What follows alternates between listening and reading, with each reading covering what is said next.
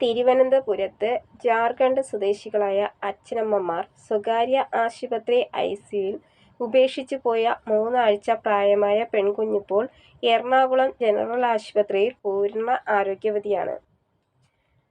1.5 മാസത്തെ ചികിത്സയ്ക്ക് ശേഷം നാളെ കുഞ്ഞിനെ ശിശുക്ഷേമ സമിതി ഏറ്റെടുക്കും.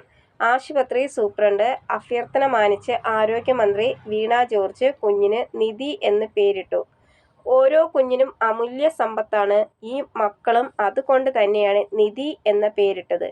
കോട്ടയത്തെ ഫിഷ് ഫാമിൽ ജോലി ചെയ്തിരുന്ന ജാർഖണ്ഡ് സ്വദേശികളായ ദമ്പതികൾ പ്രസവത്തിനായി നാട്ടിലേക്ക് പോകുന്ന സമയത്താണ് ട്രെയിനിൽ വച്ച് ഭാര്യയ്ക്ക് അസ്വസ്ഥതകൾ ഉണ്ടായത്. തുടർന്ന് തൊട്ടടുത്തുള്ള ആശുപത്രിയിൽ എത്തുകയും പെൺകുഞ്ഞിന് ജന്മം നൽകുകയും ചെയ്തു.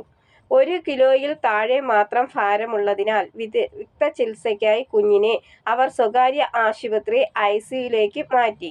പിന്നീട് അച്ഛനെയും അമ്മയെയും കാണാതായി. ഈ വാർത്തയിൽ ശ്രദ്ധയിൽപ്പെട്ടത് തുടർന്ന് മന്ത്രി വീണ ജോർജ് കുഞ്ഞിന്റെ സംരക്ഷണവും ചികിത്സയും ഏറ്റെടുക്കാൻ നിർദ്ദേശം നൽകി. തുടർന്ന് എറണാകുളം ആശുപത്രിയിൽ എത്തിച്ച് വിദഗ്ധ പരിചരണം ഉറപ്പാക്കി.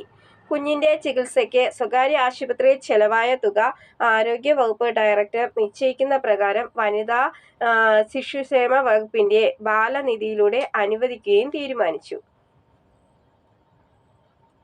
എറണാകുളം ജനറൽ ആശുപത്രിയിൽ സ്പെഷ്യൽ ന്യൂ ബോൺ കെയർ യൂണിറ്റിലെ എല്ലാവരുമാണ് പൊന്നോമനയ്ക്ക് നിധി എന്ന പേരിട്ടത്.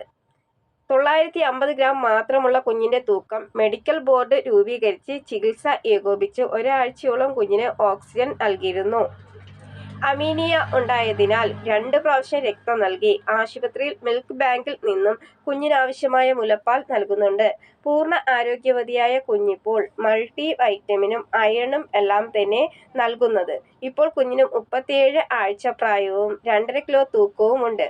സാധാരണ കുട്ടികളെ പോലെ പാൽ കുടിക്കുവാൻ കഴിയുന്ന അവസ്ഥയിലാണ് കുഞ്ഞിനെ ശിശുക്ഷേമ സമിതിയിലേക്ക് കൈമാറുന്നത്. ആശുപത്രി സൂപ്രണ്ട് ഹർഷയാണ് ഏകോപനത്തിൽ പീഡിയാട്രിക് വിഭാഗം മേധാവി ഡോക്ടർ വിനീത, സ്പെഷ്യൽ ഓഫീസർ വിജിയുടെ നേതൃത്വത്തിൽ വിദഗ്ധ ഡോക്ടേഴ്സ് അടങ്ങിയ ഒരു ടീമാണ് കുഞ്ഞിന് ചികിത്സ നൽകിയത്.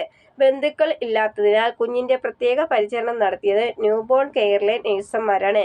വനിതാ ശിശുക്ഷേമ വകുപ്പിലെ ജീവനക്കാരുടെ പിന്തുണയും ഉണ്ടായിരുന്നു. കുഞ്ഞിന് മികച്ച പരിചരണവും പിന്തുണയും ചികിത്സയും ഉറപ്പാക്കിയ എറണാകുളം ജനറൽ ആശുപത്രിയിലെ മുഴുവൻ ടീം അംഗങ്ങൾക്കും മന്ത്രി അഭിനന്ദനം പറഞ്ഞു.